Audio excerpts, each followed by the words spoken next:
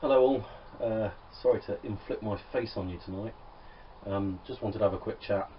It's a bit Jack Hargreaves style in here because I'm from the shed. I'm not smoking a pipe, I'm not cultured enough for that, although I do have a pipe. I'll get rid of this in a minute.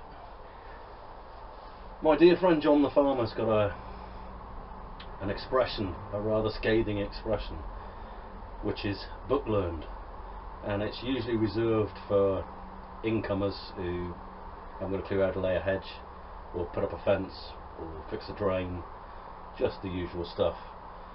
But actually it got me thinking, and I really enjoyed books, like many people I suppose. I get an enormous amount of pleasure from books, and I've learned a lot from books. So I thought I'd just touch on one of my favourite books this evening. This isn't it.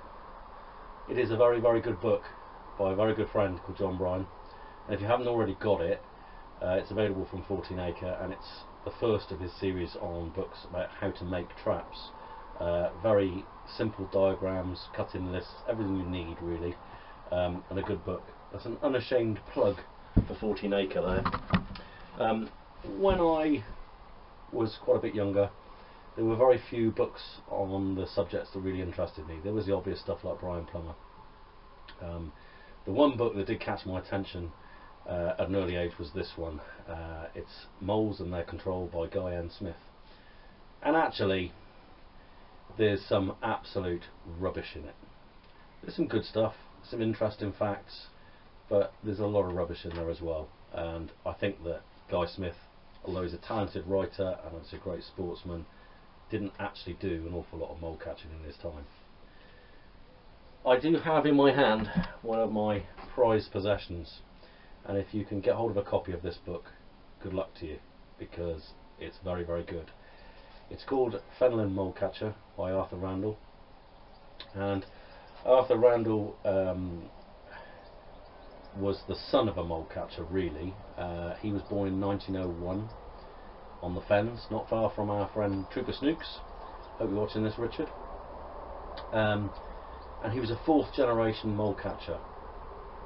And this book is stuffed with really interesting historical information about mole catching at that time. And obviously the primary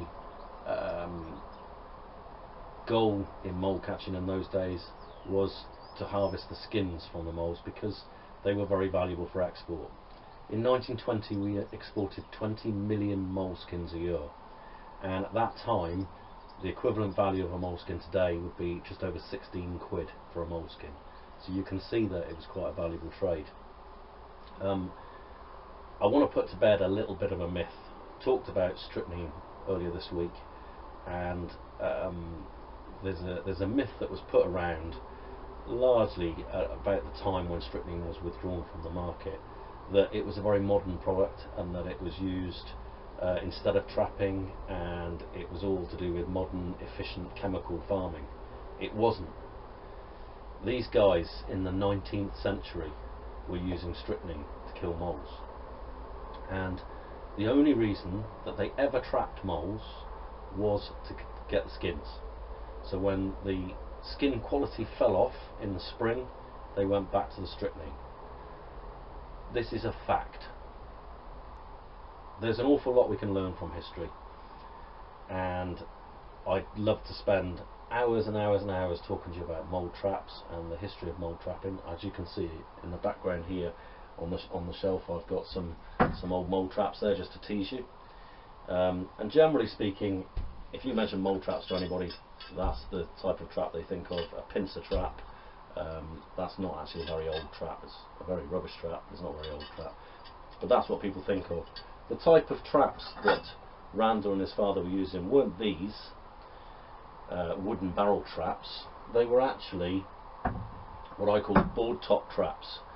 A piece of wood with a usually hazel loop around each side, with a wire snare inside it, that was powered by a willow wand or a hazel wand.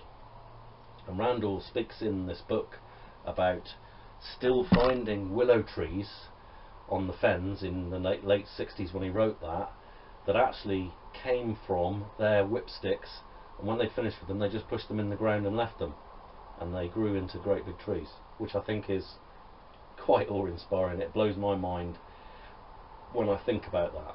Obviously in later years traps developed, mould traps developed, and techniques developed, and that's something that I will talk about at length